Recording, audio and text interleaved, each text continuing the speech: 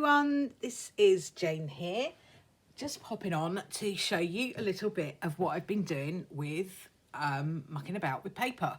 This is not going to be a very exciting video, it's just to show you a little bit about what I've been doing with just getting into doing some craft of some description. So I wanted to start doing some antiquing of paper, some sort of tea dyeing, coffee dyeing, that sort of thing. So I've already done quite a few, but these are the ones that I did yesterday. I will put a little video up showing how I've been doing it, because I've been doing it in a slightly different way. So I don't have a lot of inks, so I've been just using either natural food dyes or food colouring, like ordinary, like you can get it in Sainsbury's or any other retailer, just food dye. So, you know, I've had varying results with that. I tried to do the whole avocado skins thing, avocado pits and avocado skins.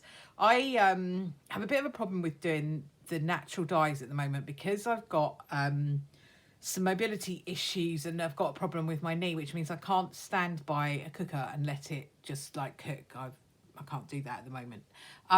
But I do have a slow cooker, so I used that. And I don't know whether maybe because I used the slow cooker, I didn't get such a good colour from the things that I tried. So the avocado one I did, I'll show you one of my avocado cages.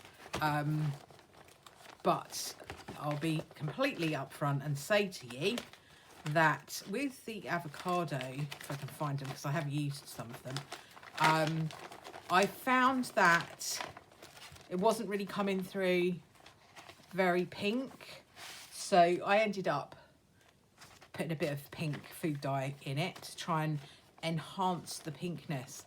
In an ideal world, I would have liked to have been able to get to like I don't know, kind of like a more of a maroony colour, and I'm still trying to kind of create that. But I ended up with some pink. That's with some pink food dye in it. So that was my avocado effort. Mixed results, but I quite like the pink. This was with blueberries. Now I'm going to be completely honest and say the blueberries left me with, I'll see if I kept one that was just blueberry. I don't know whether I did. I got a feeling I didn't keep the one that was just blueberry, because it basically just came out like a really, really washed out grey. So I then, into my blueberries, put a little bit of pink food dye and a little bit of blue, and ended up with this kind of mishmash of a grey purpley colour. So I don't know if I like it or not, but it will be a different colour.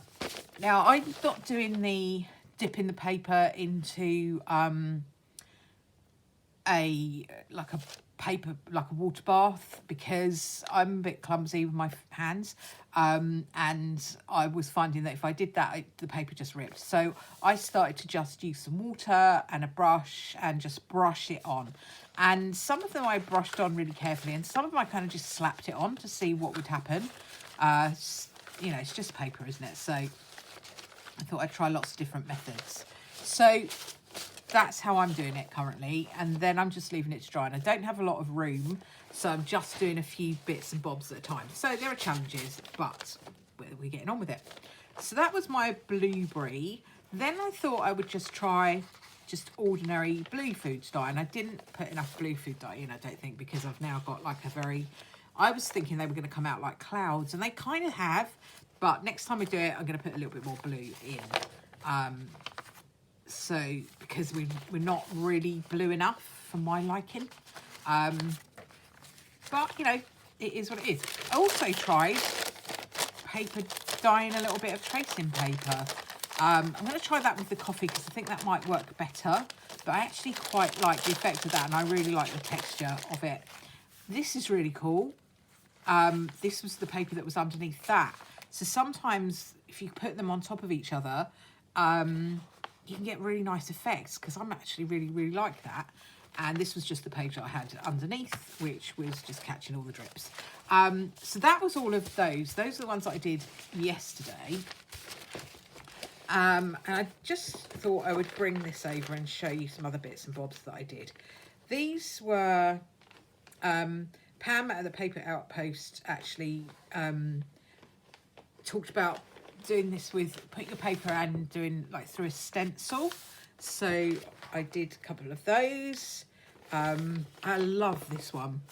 First of all, I did it with like a coffee dye. You spray it. I'll make a video showing how I did it. And these are what you end up with. And I really love this one. This is the only ink that I've got, the dark coloured, like the spray ink. I will purchase some more of those at some point. But for now, I'm not going to get any more just yet. I did a really nice, it's a really nice green. And I did, I think actually these might be what I ended up with when I did the avocado. Got a feeling that might be those, not sure. I've also got, I did some, I coffee dyed some graph paper.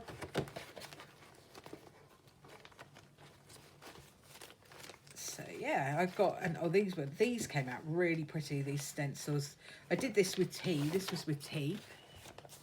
And a little bit, this was picked up a little bit of blue from the stencil that was underneath.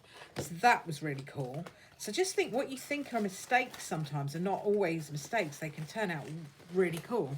And then I did some tea dyeing of some doilies. I love the feeling of those. They're just really crinkly and nice.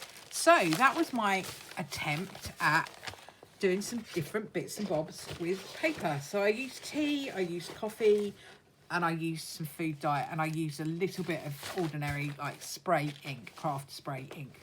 And the only one I had so far is this one, which is, I can't even read that. My God, I couldn't even read that with my proper reading glasses on. It's so small. But basically it's like a midnight blue. Love, love, love it. So that is my adventures so far with paper, and I will show you, I'll do a video next time I do ones that I'm gonna maybe do with a different colour or something. I will video that and show you how I'm doing it, because I'm not putting them in the oven or anything like that. I'm just leaving them to dry. So thank you very much for watching. If you've liked the video, please give it a thumbs up. If you enjoy playing about with paper and junk journals and stuff, maybe consider giving my channel a bit of a follow. Subscribe. Costs you absolutely nothing to do, really helps the channel to be seen. So thank you ever so much for watching, and I'll see you all soon.